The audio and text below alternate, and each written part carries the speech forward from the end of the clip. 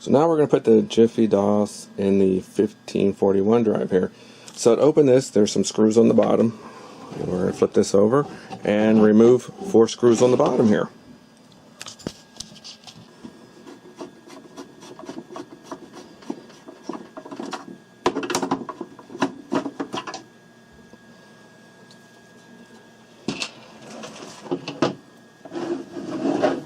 This drive was last serviced.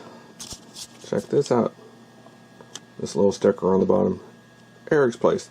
They did a good job because this drive is has perfect drive speed and just about perfect drive alignment still. So they did a good job. They got the screws out. Now you can just lift off the top here. Just comes right off. Nothing to worry about here.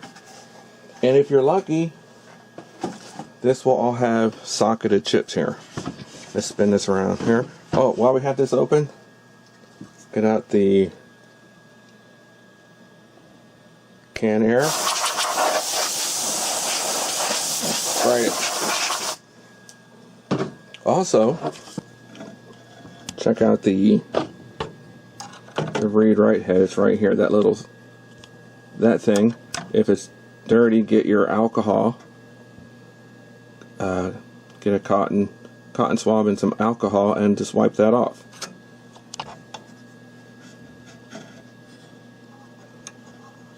Get in here and you just wipe that off.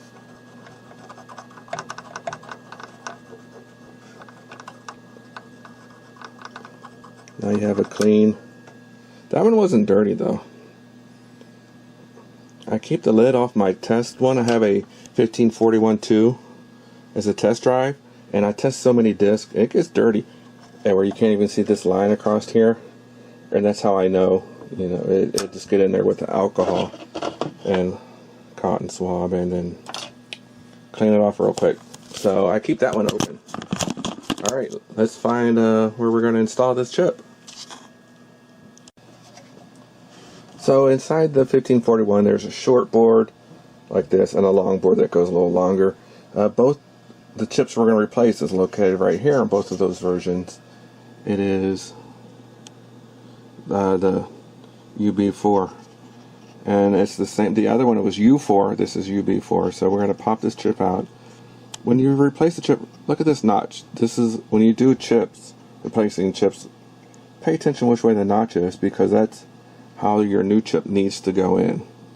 So let's pop this out. How I remove chips is I use a flathead screwdriver. I'll either flip it up or I'll put the screwdriver in it and then I'll turn it and the chip will pop up. So I'm going to go ahead and do that. So we have the chip out. Just pry it right out. And now we're going to test fit the new chip. So remember that part about the notch? Here's the notch right here. So the chip is going to go in this way right here. I test fit it. Don't be in a hurry. Make sure all the pins are in the holes that they need before you press it down. Don't make sure it's not like this, like that. And then press down gently, back and forth.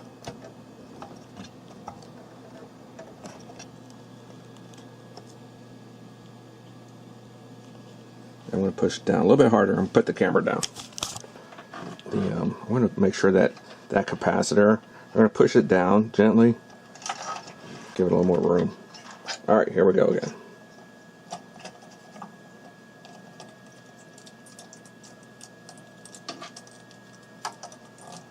Check both sides.